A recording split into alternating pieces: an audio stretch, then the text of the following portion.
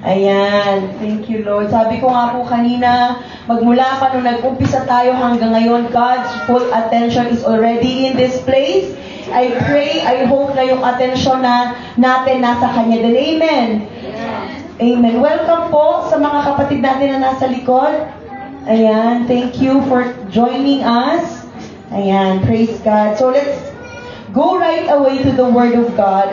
Ito po ay subtopic po ng ating discipleship series. So, under pa rin po siya ng discipleship series natin, pero subtopic na po. But let's go muna po sa Luke chapter 5 verses 1 to 11. Please bear with me. We're going to read a lot of Bible this morning. Okay lang po ba yun? Amen. I'll be quick. Okay, so let's go muna to Luke chapter 5 verses 1 to 11.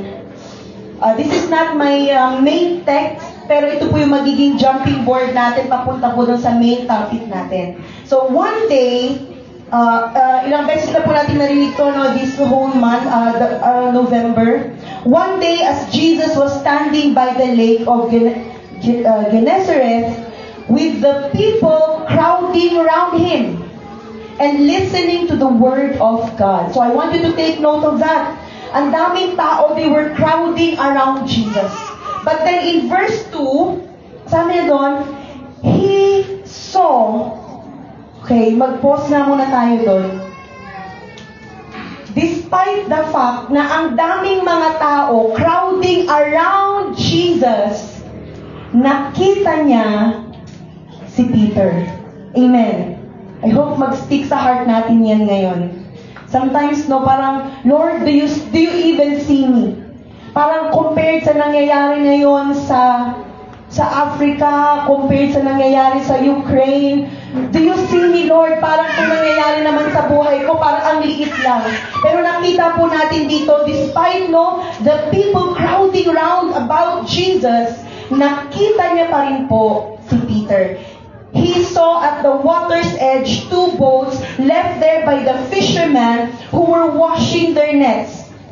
He got into one of the boats, the one belonging to Simon, and asked him to put it out a little from shore. Then he sat down and taught the people from the boat. So, ibig sabihin, kaya si Jesus, so alam natin no, na walang huli si Peter, walang laman yung boat. Gusto ko tong story na to eh. Kasi nung walang laman yung boat, parang parang nakakalungkot. Nag-fish sila all night, hinuhugasan na nila yung kanilang net, at walang laman yung boat. But nag-speak sa heart ko to, nung binabasa ko to, before pa natin i-start yung discipleship series, na Lord, siguro kung hindi empty yung boat, nung araw na yon, walang maglulugaran si Jesus, wala siyang pagtatayuan doon para i-preach yung word. Di po ba? So sometimes God allows season of emptiness, season of parang nothingness sa buhay natin para magkaroon siya ng lugar sa buhay natin. Hindi po ba? And so alam na po natin yung nangyari at this moment of desperation po sa buhay ni Peter. Walang huli, walang benta, walang pangkain. At this point of desperation sa buhay ni Peter, parang this desperate situation niya, doon siya tinawag ni Jesus Christ. Doon siya nag-surrender kay Jesus Christ. And alam natin yung story at the word of Jesus, nag-obey si Peter. At dahil doon, God commanded the fish at lumapit doon sa net ni Peter. Alam po natin yung nangyari storya, hindi na nga nagkasya ang isang boat para doon sa dami ng fish. Amen. Double portion, kumbaga. Siguro yung nahuli nila during that day, double of what they usually na nahuhuli. Kasi tinawag pa nila yung kasama nila para tulungan siya. And then sa verse 8. Parang ako kuya, parang nababother ako. Sige dyan, Ray. Nababother ako na parang narinig ko yung sarili ko na nagto-talk back sa akin. Okay. Verse 8, sabi niya po, When Simon Peter saw this, nakita niya na ang dami ng fish, ang dami ng huli, he fell at Jesus' knees and said, "Go away from me, Lord, I am a sinful man."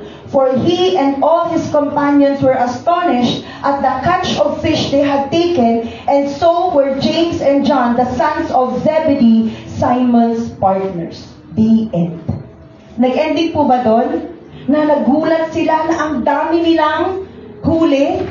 Ni-imagine ko siguro kinukwenta na nila sa isip nila, magkano kaya magaganansya namin, ilang kilo kaya ito, no? Parang ganon. Pero kung itutuloy po natin, sabi niya doon, and Jesus said to Simon, "Don't be afraid. From now on, you will catch men, or you will be fishers of men." So they pulled their boats up on shore, left everything, and followed Jesus. And ito po yung phrase na naisulat ko dito nung time na binasa ko to several weeks ago. Let the catch lead you to Christ. Alam mo yun, yung moment na unang-una, very desperate si Peter kasi wala man lang silang huli.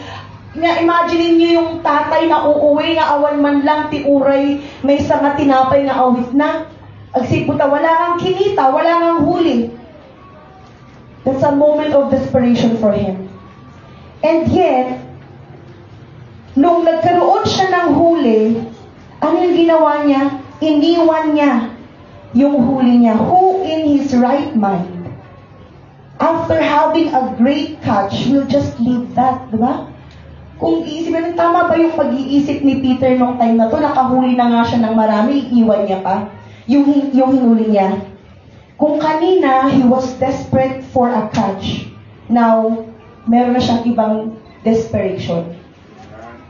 Nung kanina sa story, desperate siya na magkaroon ng huli. Ngayon, iba na yung klase ng desperation niya.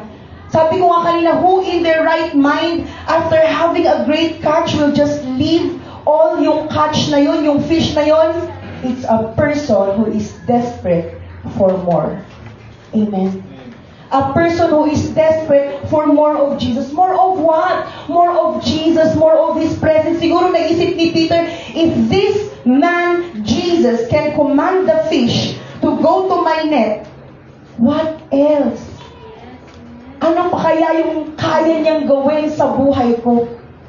Ano pa ba yung mga hindi niya pwedeng gawin sa buhay ko? And so in this moment of desperation and surrender that he found Peter. Dito niya po nahanap si Peter sa moment of desperation niya, sa moment na surrender niya. At tayo din po, hindi po ba? I want you to look back doon sa time na tinanggap mo si Jesus sa buhay mo bilang Diyos at tagapagligtas.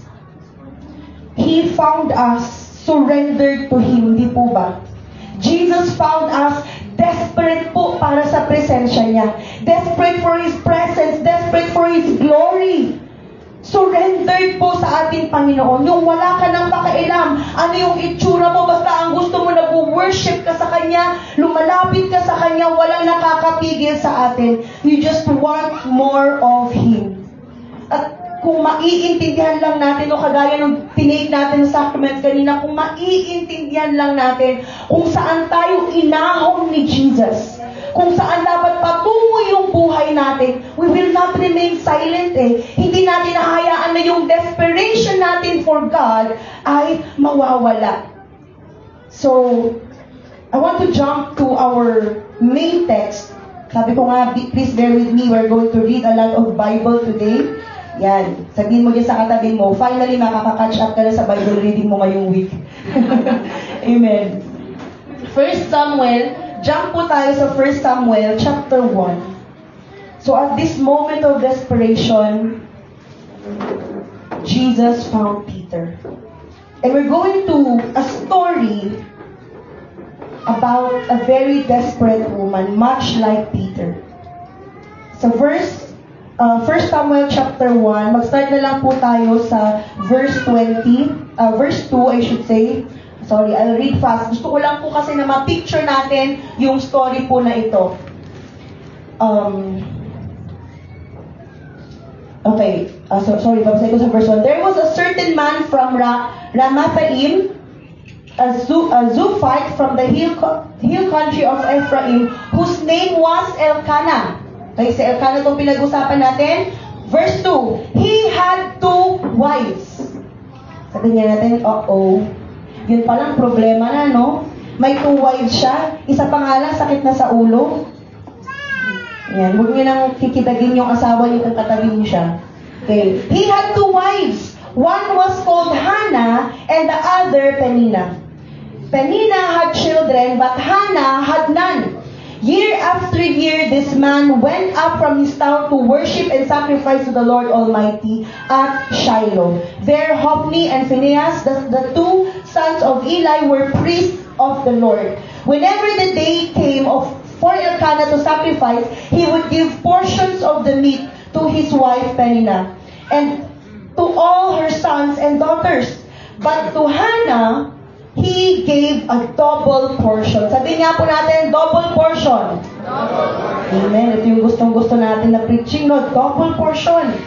Because he loved her and the Lord had closed her womb.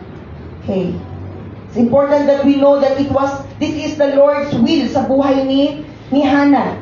And because the Lord had closed her womb, her rival kept provoking her in order to irritate her. This went on year after year. Whenever Hannah went up in the house of the Lord, her rival provoked her till she wept and would not eat. Grabe naman to si Peninnah. Papunta silang mag-worship, no? Tapos pinapaiyak niya yung co-wife. May word ba gano'n? Yung co-wife niya. Pinapaiyak niya on the way to church. Napaka-ano naman ito. Elkanah, her husband, would say to her, Hannah, why are you weeping? Why don't you eat? Why are you downhearted? Don't I mean more to you than 10 sons? No, rhetorical question po ito. Once, when they had finished eating and drinking in Shiloh, Hannah stood up. Now Eli the priest was sitting on the chair by the doorpost of the Lord's temple. In bitterness of soul, in desperation, Hannah wept much and prayed to the Lord. And she made a vow, saying, O Lord Almighty, if you will only look upon your servant's misery and remember me and not forget your servant, but give her a son, then I will give him to the Lord for all the days of his life, and no razor will ever be used on his head. As she kept on praying to the Lord, Eli observed her mouth. Hannah was praying in her heart, and her lips were moving, but her voice was not heard. She was really desperately praying. Eli thought she was drunk and said to her, How long will you keep on getting drunk? Get rid of your wine. Not so, my Lord, Hannah replied. I am a woman who is deeply troubled. I have not been drinking wine or beer. I was pouring my soul to the Lord. She was praying desperately. Do not take your servant for a wicked woman. I have been praying here out of my great anguish and grief. Eli said, Go in peace, and may the Lord of Israel grant you what you have asked of him. She said, May your servant find favor in your eyes. Then she went her way and ate something, and her face was no longer downcast. Early the next morning, they arose and worshipped before the Lord, and then went back to their home at Ramah. Elkanah lay with Hannah, his wife, and the Lord remembered her. So in the course of time, Hannah conceived and gave birth to a son. She named him Samuel, saying, Because I asked the Lord for him. Thank you, Lord. Bless your servant. Thank you for your anointed word. Move, Lord God, in our midst. We love you in Jesus' name. Amen and amen. So we're going to talk about the attitude of desperation. Sabihin nga natin, attitude of desperation. Amen. I looked it up sa dictionary. Ito po yung ibig sabihin ng desperation. sa worldview. Loss of hope and surrender to despair. Loss of hope results in rash or extreme behavior. Parang ang pastora, yan yung gusto mong attitude namin. Ang negative naman. No? But that's what how the world sees yung word na desperation. Pero iba po yung nakita natin dito sa buhay ni Hannah at sa buhay po ni Peter. Ang tanong ko po muna sa atin, when was the last time we were desperate for God? Kailan po yung last time na naging desperate po tayo sa presensya ng Panginoon? When was the last time na you just want to linger in the presence of the Lord? Na Lord, dito po muna ako. Kaya po apol yung si agyan dito'y presensya. And kung titignan po natin, yung desperation ni Hannah, yung worldview na desperation po ni Hannah, it was fueled by dalawang factor. Una, Hannah's barrenness, no? She was very desperate dahil she's barren, hindi siya makapag-produce ng anak. Pangalawa ay kay Penina. She's one of the meanest women in the Bible. And kung i-search po natin yung word ng pangalan na Penina, yung pinaka-root word po ng pangalan niya, it means corner of a square object. Naranasan niyo na po ba na naglalakad kayo, na siguro yung bigla kayong napatayon, hindi ko lang po naranasan na yun na yun, naka-open yung cabinet, tapos biglang nabangga kayo dun sa corner ng cabinet. Na-try niyo na po ba yun? Ang sakit. Siguro kahit na wala kang alam na pangalan ng mga santo, mapapatawag ka talaga dahil sa sobrang sakit. And yun yung ibig sabihin ng pangalan ni Penina. So grabe, no? She's always armed doon sa appetite of knowing kung ano yung mga words na gagamitin niya para saktan si Hannah. So imagine, in the midst of yung fragrant, nag-roast sila ng lamb, may mga bitter herbs, no, they are worshiping. Pero yung hindi na na-enjoy ni Hannah kasi ang naririnig niya lagi, Hannah, buntis ka na ba? May anak ka na ba? Diba? Parang yun na lang lagi yung naririnig niya. So every time they go to worship to God, ito yung nararamdaman ni Hannah. But being the grace that she is, kasi ang ibig sabihin po ng pangalan ni Hannah is grace. Being the grace that she is, she never responded in a mean way. Hindi siya gumanti. Publicly, dinidisgrace siya, no? But Hannah lifted her anguish to God. Though Hannah was dismayed and discouraged, kahit na dismayed at discouraged si Hannah, ano yung ginawa niya? In despair, in desperation, in in loss of hope and surrender. Umalis siya doon sa table na yon and he went to God in desperation. Okay? I pray na nakakatch po natin yon. In her despair, in her loss of hope and surrender, in her loss of hope sa harapan ng nangyayari sa kanya, anong ginawa niya? She went to God in desperation. Ito po yung desperation na gusto ko na matutunan natin. Intense, overwhelming need or craving for someone's presence, attention, or affection. Ito po yung desperation na gusto ko po na magkaroon tayo. Hindi yung desperation na sinasabi ng mundo na loss of hope, loss of surrender or to despair. Hindi po ito yung sinasabi ko na desperation, but the biblical desperation. And that is intense, overwhelming need or craving for someone's presence. Sino yung someone na ito? For God's presence. Yun po yung klase ng desperation na gusto ni God na meron sa atin every time we go to Him. Na Lord, I am craving for your presence. I am craving for your attention. I am craving for your affection. Amen. Sabihin mo nga dyan sa katabi mo kung single pa, kung sigad kasi yun. Sigad kasi yung kinikrave mo dapat ang atensyon. Ayun, na Mike. Sabihin mo ulit, parang hindi niya kasi narinig eh. Sigad kasi yun. Yung kinikrave mo dapat ang atensyon at affection. Amen. Ang tagal-tagal niya nang nag-aantay sa affection at attention mo kung kanino ka kasi tumitingin. Yan, tuloy. Nasasaktan ka tuloy. So, yun ang desperation na gusto ko na maintindihan natin. Attitude of going to God with intense, overwhelming need and craving for God's attention. So, how did Hannah show desperation for God?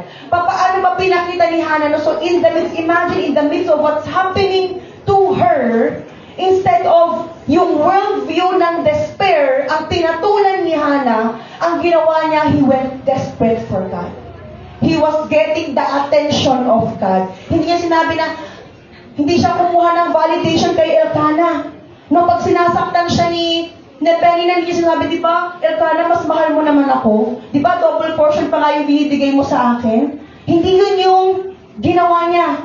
So ano yung, how did Hannah show her desperation for God? Number one, she showed desperation with prayer. Amen. Have you ever been so desperate and broken before God that you ran out of words to pray? Naranasan niyo na po ba yun? Na parang talagang wala na kayong masabi na word. Minsan luha na lang. Minsan wala na nga rin luhang mailuha. Talagang nandun ka na lang sa harapan ni God na lumuluhod sa Kanya. Ganon ka-desperate yung prayer ni Hannah. And ito rin yung attitude na gusto ni God na meron sa atin, that we go to Him in desperate prayer. Hindi lang yung basta, Lord, good morning, bless me today, but really having time, kneeling before Him, seeking His face. Alam niyo yung sinabi ni Jacob na, Lord, I will not let you go. Na yung talagang makikipag-wrestle ka sa presence ni God until na maramdaman kita, until you bless me. That's the kind of desperate prayer na gusto po ng Panginoon na magkaroon sa atin. At yan po yung i-display ni Hannah. And yung bitterness ng soul, she really begged to God, no Lord, grabe na itong nangyayari sa akin, but I will come to you in desperate prayer. So if you have tried that, then maybe maiintindihan mo yung anguish, yung grief na nararamdaman ni Hannah as she entered the Lord's temple. Halo-halo yung nararamdaman niya dito may shame, may sense of not measuring up, parang hindi siya nagme-measure up sa expectation ng mga tao during that time. Disheartened siya, bumaba yung self-worth niya. Alam niyo sa totoo lang kasi, yung pinakamalaking issue ni Hannah dito, it wasn't infertility naman talaga. Kasi she's very well loved. Pero alam niyo yung naging issue niya talaga dito is yung culture that defined na hindi siya nagme-measure up doon sa dapat na, yung culture that defined women by what their body produced. Kasi that time, no child, no worth. So imagine, day in, day out, yun yung naririnig niya sa mga tao. And so, halo-halo yung nararamdaman niya. Ganun na nga yung nararamdaman niya, napalala pa ito nang ginagawa sa kanya, nung pangtutuya sa kanya ni Penina. Na kahit yung comfort, yung extra love na nararamdaman niya, natatanggap niya, yung double portion na binibigay sa kanya ni Elkanah, hindi niya na nararamdaman, hindi niya nakikita. Why? Because of yung grabe yung grief ng puso niya. Hannah, on her own, walang earthly way to defend herself. Anong ginawa niya? She just lifted up a heavy, prayer-filled faith by calling out to God in the bitterness of her heart. So what did she do? She just went desperate in prayer sa Panginoon. Lord, wala na akong tatakbuhan. Hindi ko na alam ang gagawin ko. I cannot answer. I don't have earthly weapon to fight back. But I know I can go to you in prayer. And this is what she did. Yung fervent, dedicated prayer ni Hannah, nag-produce ito ng milagro sa buhay niya. Amen. May ginagawa po ang Diyos every time we fervently pray. Every time na lumalapit po tayo sa Kanya. And alam naman po natin yung result. Bless po siya ng Panginoon ng isang son. And maybe what feels empty to you now is God's platform for miracle. Amen. Maybe, parang akala mo empty yung nangyayari sa season na to ng buhay mo. Kagaya ng empty boat ni Peter. Pero hindi natin alam that out of that emptiness, gagawa si Lord. Magiging platform niya yan para ipakita kung sino siya sa buhay mo at kung sino siya sa mga tao sa paligid natin. Amen. Pangalawa po, na naging attitude ni Hannah in desperation. In desperation with dedication. Yung prayer niya, it's not a quick prayer, sabi ko nga kanina. It's not a 1 minute or 1 sentence prayer. No? Hindi ito yung parang, sige Lord, para lang matapos na, ipipray ko na lang to. This is not the kind of prayer that Hannah prayed during that time. Instead of arguing, instead na makipag-argue na lang siya kay Penina, Hannah left the family table. Miserable man yung pakiramdam niya, anguished man. She went to the house of God. She poured out every bit of her pain before the Lord. Kaya yung dedicated prayer, yun lang talaga yung option niya during that time. Ang ganda, no? Sabi ko nga, Lord, give me this kind of heart na wala na akong ibang option. I just want to pray. Dedicated prayer sa Panginoon. She had no one but God for counsel. So, I was thinking, ano kaya yung laman ng prayer ni Hannah? Na sobrang ganun na lamang niya pinur out yung puso niya sa Panginoon. Ano kaya yung laman ng prayer niya? Perhaps, she confessed yung distress niya sa relationship, yung mga personal frustration niya, yung sakit na wala man lang siyang sariling anak. Talagang ipinur out niya yung heart niya kay God. And this is the kind of dedicated, desperate prayer na gusto ni God na makita po sa atin. In the midst of all of this, in the midst of pouring out her heart to God, she promised God, na God, if you will give me a son, she would devote herself to raising him as a Nazarite. Magsuserve siya sa loob ng temple to serve all the days of his life. At nabasa naman po natin, nung nakita siya ni Eli, akala niya, lasing. Kasi nga may feasting sila during that time.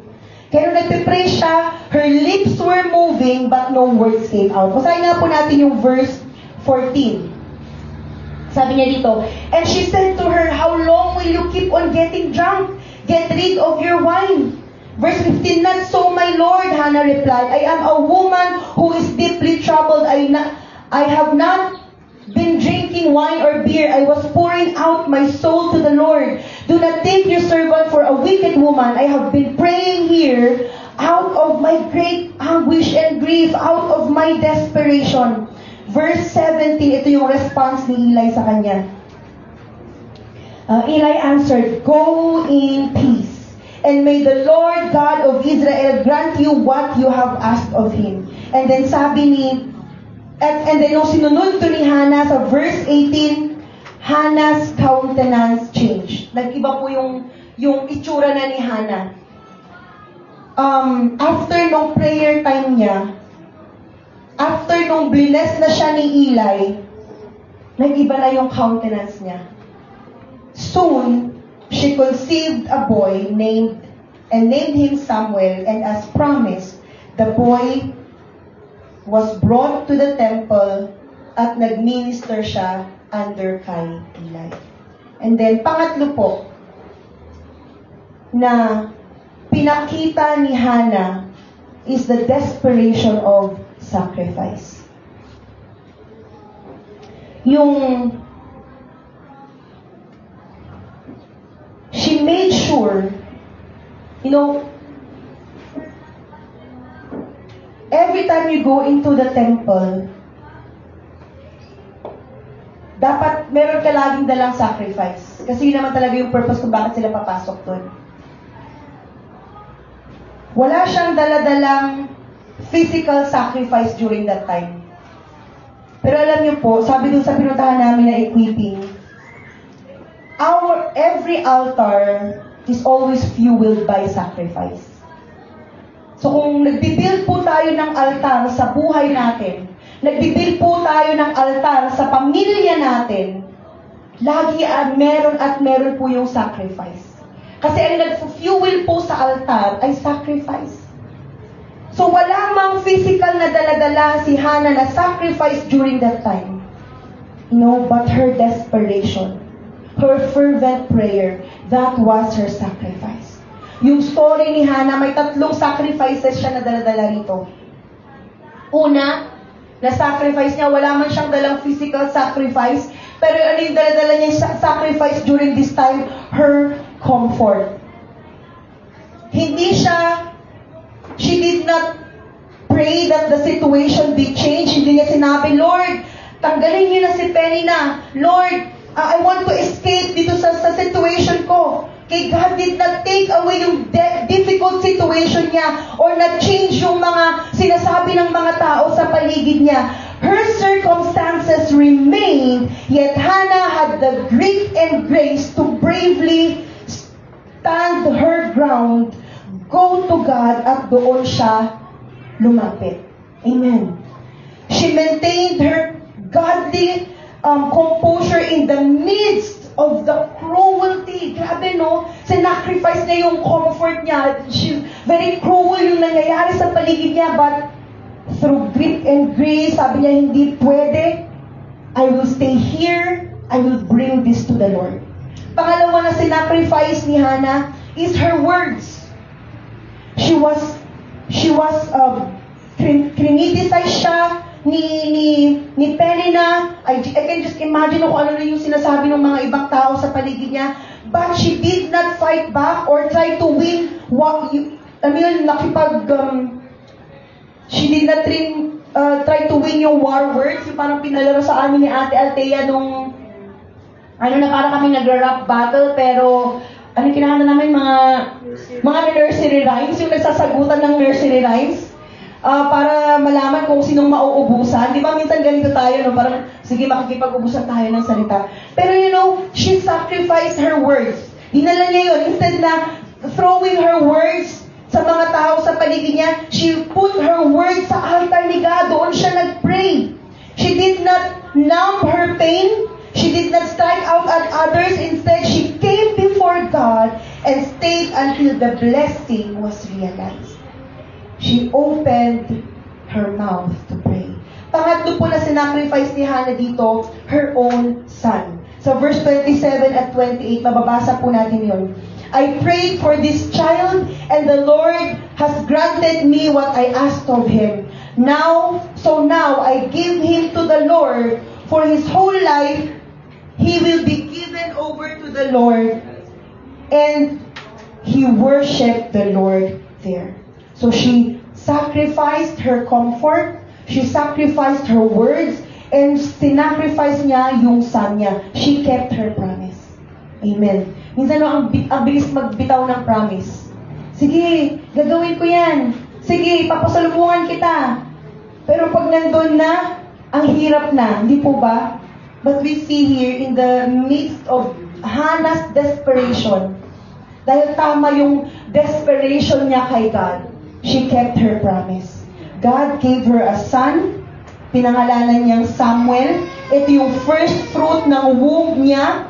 And later on, she was blessed with 5 more children. And Samuel later on became a great priest, a prophet. At siya po yung last ruling judge ng Old Testament as he led the nation of Israel. And Hannah's firstborn anointed the first king. Ang ganda, no? If ibibigay natin kay God yung mga sacrifices na hinihingi niya sa atin, hindi natin alam kung ano yung pwede niyang gawin. Sometimes we feel like, Lord, parang nawawalan ako. Dito sa sacrifice na ginagawa ko, parang ako yung nawawalan. Pero hindi natin alam that as we give it to the hands of God, mas malaki pala yung gagawin ni God doon sa ino-offer natin sa Kanya. Amen. And yung desperate prayer niya, yung desperate dedication niya, yung desperate sacrifice ni Hannah, naging solid testimony kung gaano yung loving kindness, yung all-knowing and powerful God na pinagsisilbihan natin. You know, at the moment, na parang hindi na, yung pag nandun ka sa present situation mo, and you just desperate for God, desperate for His presence, parang minsan ang naiisip lang natin, napaka-selfish ko naman, I'm asking for more of Him, more of Him. But you know, hindi natin alam na yung magiging bunga ng desperation natin for God's presence, maipoproclaim, magiging testimony sa ibang tao that we have a loving God, we have a kind God, we have an all-knowing, all-powerful God. Amen. Pero, okay, the enemy does not want us to be desperate for God. Okay, I want this will be my conclusion. The enemy does not want us to be desperate for God. Bakit? Because the enemy knows what God will do through a desperate people. Alam ng kaaway kung ano yung pwedeng gawin ni God sa buhay mo as you remain desperate for Him. Tinanong ko kanina, kailan ba yung last time na naging desperate tayo kay God? Kasi alam niyo po, yung moment of surrender natin, that's where Jesus found us. Okay, gusto ko po na maintindihan natin ito ng mabuti. Yung moment of surrender, that's where Jesus found us. We are surrendered to Him. We are desperate for Him. Pero kailan tayo umalis sa moment of surrender na yan? Hindi po dapat. Kasi dapat every day ng buhay natin, nasa moment of surrender tayo sa Kanya. Wala pong timeline na, okay, 6 months, I am surrendered to Him. After 6 months, okay na ako hanggang dito. Hindi po. Sabi po sa salita ng Panginoon, from glory to glory, hindi po ba? So yung moment of surrender, moment of desperation natin kay God, wala pong limit yan. Hindi po tayo dapat umalis dyan kung papaano ka natagpuan ni God na in a state of surrender to Him, in a state of desperation for His presence, ganun po dapat tayo namumuhay araw-araw. Ganun po dapat natin sinisik si God araw-araw. And the enemy, ayaw niya pong malaman natin yun. Bakit? Dahil alam niya kung ano yung pwedeng gawin ni God sa buhay natin. Kasi if we're always desperate for God, hindi tayo, we will not remain, parang passive, na wala tayong gagawin. Amen. If we remain desperate for God, makikita natin kung ano rin yung heartbeat ni God, kung ano rin yung gusto ni God na gawin natin. No? If we understand, Lord, you took me from this life, kinuha mo ako sa ganitong klaseng buhay, dinala mo ako ngayon dito, I will always follow you, hindi pwedeng babalik ako doon. Dahil mayroon kang gagawin sa buhay ko. Amen. Thank you, Jesus. So, anong ginagawa ni Satan? Tine-turn off niya yung surrender switch sa buhay natin. Okay. Importante, pupunta ako sa langit. Ang importante, nandito ako sa loob ng church. And you know, when the surrender button of our life is switched off, magiging bench warmer tayo. Di ko natin Ilocano nga para papapudot na lugaw. Hindi tayo nakakapag-contribute. I'm not talking about money. What I mean is yung sa work ni God. Nagiging consumer tayo, take ng take. Ayaw nating mag-share sa ibang ibang tao. And yung buhay natin, yes, I will go to heaven, but who will you take with you? Amen. If hindi tayo magkakaroon ng state of surrender sa Panginoon, yes, masaya kang pupunta sa heaven. Pero sino yung dadalhin natin? Sino yung nasyaran natin? Okay? Kaya nga, let's see. May tatlong dito, distraction para maging desperate tayo sa presensya ng Panginoon. Una is yung nangyari kay Hannah, competition and comparison. The enemy wants to provoke us doon sa place of competition and comparison. Why? It will kill yung desperation natin. Sabi dito sa verse 6, her rival kept provoking her to irritate her. And alam nyo yung sa King James Version po, yung rival is adversary. At kung titignan po natin yung root word ng word na adversary, it means tight space, narrow space, constrained space. So yun exactly ang magiging buhay natin whenever we take the bait of competition and comparison from the enemy. Yung life natin magiging tight, magiging narrow yung buhay po natin. Kaya minsan, meron yung na-testimony ko noon sa inyo na for a time, I really have to deactivate, delete ko nga yung Facebook. Bakit? Kasi during that time, parang pag nakikita ko yung mga kasama, yung mga high school friends ko, bakit lahat sila nandun na? Yung iba nagtatravel sa ibang bansa. Kaya pinakamalayo na natin ko pala, Mindoro. Sila nagtatravel na kung saan-saan. Grabe yung mga achievements nila. Kaya sabi ko, hindi pwede. Nakukonsume na ako ng comparison. Na parang, Lord, ano nangyayari sa buhay ko? Nandito lang ako ngayon. Parang ganun, no? Nabanggit ko pa, Lord, ano na nangyayari sa akin? Asawa lang ako ng pastor. Parang, because of that, na-downgrade na natin yung mga blessings sa buhay natin. Because of the comparison na ginagawa. And so, ito, you are no longer concerned with being obedient to the will of God in your life. You're just trying to beat somebody else, believing that yung ginagawa nila is better than what you are doing. So, number 1 yun. Pangalawa is well-meaning people. This can be a distraction also to our desperation.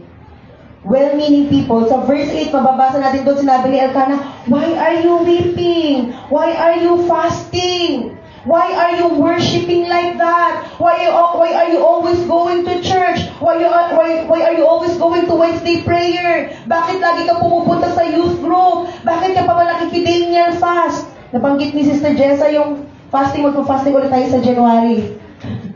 Amen. And bakit ka ba nakikifasting? Bakit magdamag kang nagpe-pray? Okay? Hindi na yung kasama, dinagdag ko lang hindi yung kasama sa sinabi ni Elkanah. Hindi naman masama itong mga tao na nagtatanong ng ganito. They mean well. But if we are not careful, they can kill yung flame ng desperation natin kay God. Ano ngayon kung ganyan ka mag-pray at siya hindi? Ano ngayon kung every Wednesday kang nasa church at siya hindi? Ano ngayon kung lagi kang uma-attend ng youth group at siya hindi? Hindi po ba? Hindi dapat sila yung hindi sila yung magde-determine nung fire natin kay God. No, minsan i-assess natin yung room. Okay, on fire yung mga tao dito. Ipapakita ko nga rin na on fire ako. Pag nakita natin na yung mga tao parang hindi masyado, ay wait lang nga, kakalmahan ko lang nga muna ngayon. Saka na lang ako magpe-praise and worship ng bonggang-bongga pag yung mga kasama ko, nagpe-praise and worship rin ng bonggang-bongga. Diba? So, yung mga passionate will always offend the apathetic. Yeah. Ang OA mo naman, may devotion na nga sa umaga. Pupunta ka pa sa prayer meeting. Passionate nga ako kay God Diba? Kaya wag po nating hayaan, yes, they mean well, but wag nating hayaan na mamatay yung desperation desperation natin kay God because of sa mga sinasabi ng mga tao. Why would you consult with people who are not on fire for God for how on fire you should be? Don't be afraid to show your desperation for God. Nasaang room ka man, nasaan ka man, huwag tayong matakot na ipakita yung desperation natin sa Panginoon. Ang nangyayari minsan, we're allowing people or circumstances to set the temperature of our faith. Okay? Hindi po dapat yun. And lastly, ito na po ako mag-i-end, na pwedeng maging distraction po sa pagiging desperate natin kay God. Double portion. We love double portion. Lord, alam mo yun, pag yun yung preaching, yes, Lord, I claim the double portion. Hindi po ba? But, this is a very popular preaching, but not everyone can handle a double portion. At ito yung nakakalungkot. Yung magkakalaman lang yung bulsa natin, mag-stop na tayo na pumunta sa church. Na-promote nga tayo na wala naman tayo sa ministry. Okay? I'm not saying na masama yung mga yun ha. These are just scenarios na nakita ko na they get a double portion and they stop being desperate for God. No? Na-answer yung prayer, kaya pahinga muna sa prayer. Napapaisip ako, if the only time you will pray is when you want something, listen to this. God will bless you by not giving it to you, so you will keep praying. Hindi to thus saith the Lord ha. Naisip ko lang. Na kung yung moment lang na lumalapit tayo kay God ay pag-desperate tayo dahil walang-wala tayo, hindi kaya blessing rin minsan na walang-wala tayo dahil lang tayo nakakalapit kay God? Hindi po ito doctrine parang awan nyo na. Napaisip lang ako that sometimes yung emptiness, yung nothingness natin is a blessing, so we can always, alam mo yun, go to God. Kung yung favor na hinihingi natin, kung yung blessing na tinatawag natin ay mag-lead naman tayo para mawala natin yung desperation natin for God, then that's not a blessing, that's distraction. Amen. Hindi natin pwedeng tawagin blessing ang isang bagay at ang isang tao na nagiging distraction sa desperation natin kay God. Amen.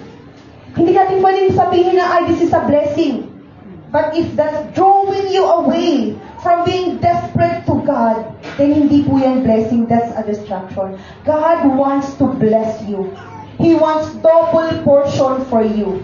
But remember, the purpose of the double portion is not so you can consume it, but so you can worship God with it. Amen. Yung purpose kung bakit tayo binibless ni God ay hindi para maging mas lavish yung buhay natin, kundi para mas lalo pa tayong mag-worship sa Kanya. Kaya nga nung nabasa ko yung story ni Peter, the catch should always lead us to Christ. Na Lord, thank you for blessing me all the more na magiging desperate ako sa presence mo. Lord, thank you for giving me itong blessing na to all the more na magiging desperate ako sa presensya mo. Hindi po kabaliktaran. Amen. Kaya wag po nating hayaan na yung blessing natin, amen, magiging distraction sa desperation natin sa Panginoon. Ano ba yung kino-consider mo na biggest blessing mo? Something that you have been praying for. Grinant ni God, binigay niya sa atin. Pero hindi natin namamalayan, nagiging distraction na pala siya doon sa desperation. Hindi natin namamalayan, unti-unti pala yun na nawawala yung fire natin sa ating Panginoon. Hannah was not distracted by a double portion. Hindi niya tinignan yon na binibigay sa kanya ni Elkanah. She stood up and got desperate sa presensya ng Panginoon. When Peter got the catch of his life. At yung sabi ko kanina, it pushed him to be more desperate for Jesus. Hindi lang yun yung alam niya na hindi lang yun yung pwedeng gawin ni God sa buhay niya. And the Word of God says, sabi ko nga kanina, we go from glory to glory. So don't be satisfied and stop at a certain level po ng buhay natin. Okay na ako dito. Kung paano kang nahanap ni God, nung tinanggap mo siya, He found you in a state of surrender in desperation. Sana magpatuloy tayong mamuhay in a state of surrender and desperation. Amen. Tumayo nga po tayong lahat. Thank you, Lord.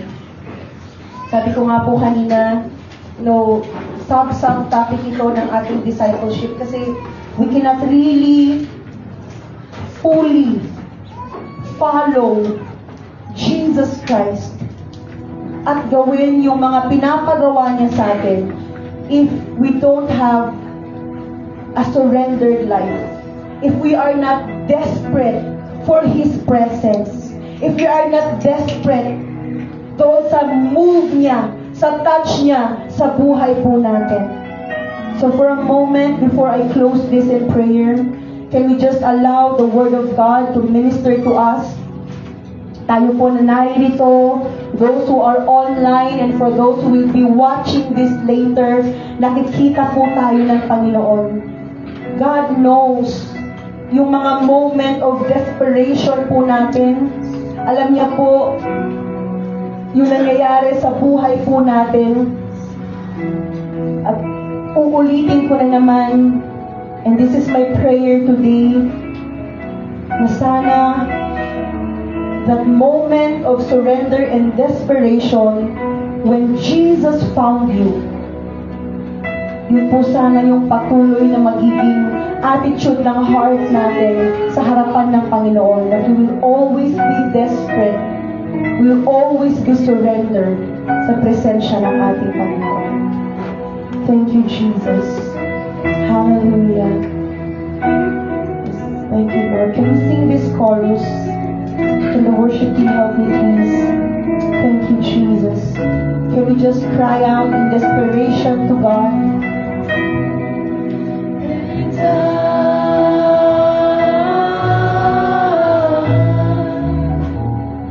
I'm desperate for you.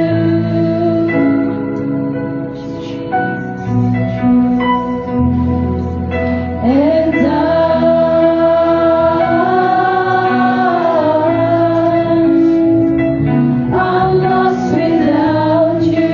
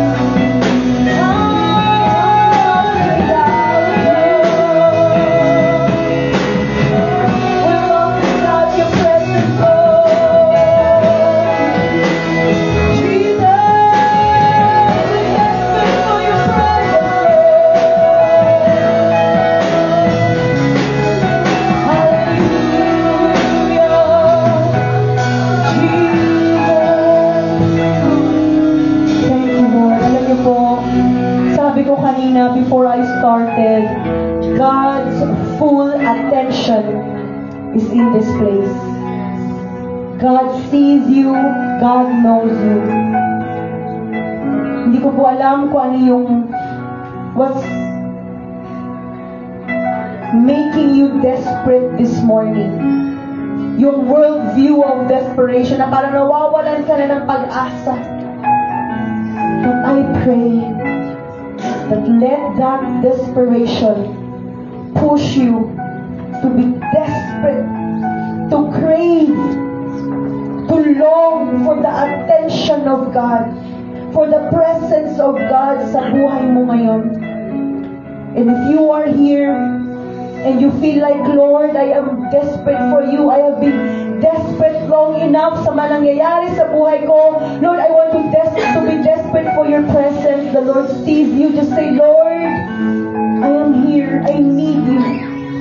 If you're suffering sa mga consequences, sa mga situation na hindi mo maintindihan, just say, Lord, I am here. I am desperate for you. If like Peter and Hannah, na parang there's emptiness, parang wala, there's nothingness, your boat is empty, your womb is empty, you've been praying to God for something, pero hindi pa rin nangyayari. Let that emptiness be a platform for God's miracle in your life.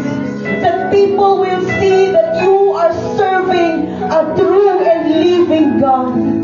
Panginoon, maraming salamat. You do not waste seasons ng buhay namin, Panginoon. The Lord God, hayaan mo na sa kung anong season man kami naroon, it will push us to be more desperate sa presensya mo, Panginoon. Maraming salamat po, O Diyos. I thank you, Father. Lord, you see your people. These are your sheep, O God. These are your people. You know them. You see them. You care for them, O God. And I pray that you will just minister to them in a supernatural way, Lord God. Maraming salamat po, Panginoon. Ano man yung mga pangangailangan ng bawat isa na dumating dito, Lord, I pray na mahanap po nila yung solusyon sa presensya mo, sa salita mo, sa pag-ibig mo, Panginoon. Maraming salamat. And Lord, just want to pray, maybe, I don't know, pumasok lang po sa isip ko ngayon, maybe you are here, maybe you are online watching, but if you are seeking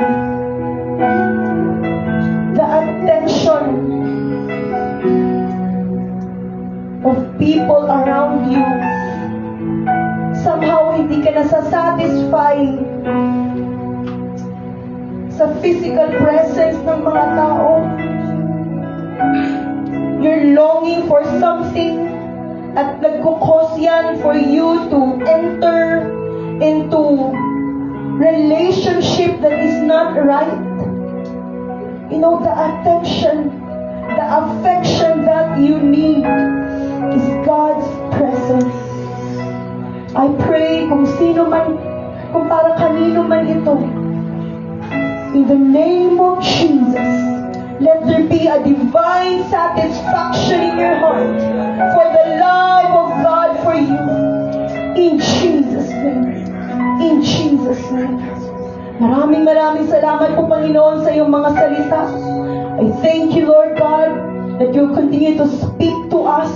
Let there be divine unrest in our spirits, in our hearts, until na mag-grasp po namin, Panginoon, yung gusto mo na matutunan po namin ngayong araw na ito. Maraming salamat po. Pinupuri ka namin, dinadakila ka po namin, Panginoon. We love you, we honor you, and we give you all the praises. May the words of our mouth, meditations of our heart, and everything that we do give glory to your name. We love you, Lord. We honor you. In Jesus' name we pray. Amen. Amen. Amen.